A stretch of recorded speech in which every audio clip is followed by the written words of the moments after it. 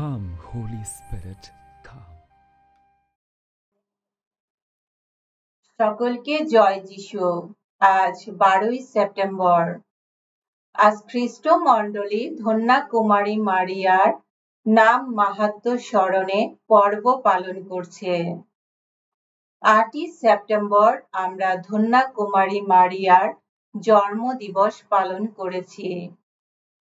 ইহুদি প্রথা অনুসারে জন্মের কয়েকদিন পরে মারিয়ার নামকরণ করা হয়েছিল। ইহুদিদের কাছে নাম বোঝায় কোনো মানুষের ব্যক্তিগত বৈশিষ্ট্য। সেই জন্যে আমরা বাইবেলে দেখতে পাই ঈশ্বর নিজেই তার সেবকদের নাম বেছে নেন।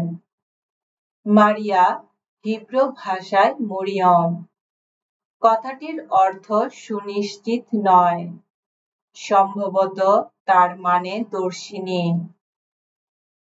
বিভিন্ন খ্রিস্টীয় মহাচার্য এই নামের বিভিন্ন অর্থ দিয়েছেন, যেমন সিন্ধুতারা, মহারানী, রক্ষাকারিণী।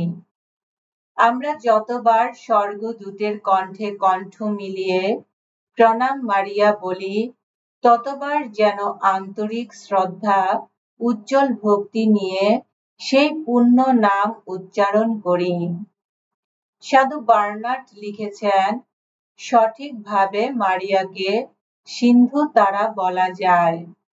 নক্ষত্র যেমন কিছুতে স্নান না হয়ে কিরণ বিচ্ছুরিত করে, তেমনি পবিত্রতমা কুমারী মারিয়া তার কুমারিত্ব অম্লান রেখে পুত্রকে প্রসব করেছেন।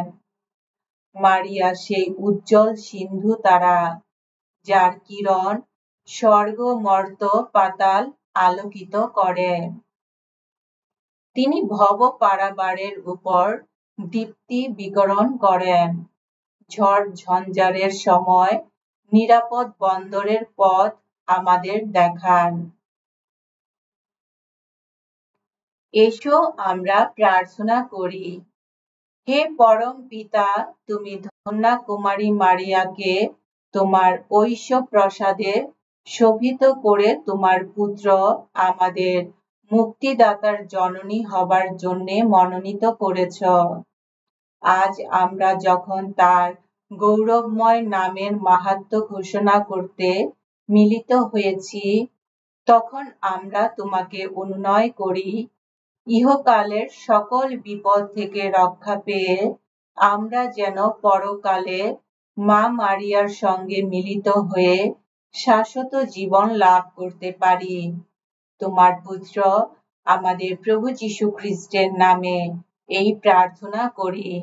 পবিত্র আত্মার সংযোগে তোমার সঙ্গে জীবনময় ও সর্বনিয়ন্তা ঈশ্বররূপে তিনি যুগে যুগে বিরাজমান। আমেন।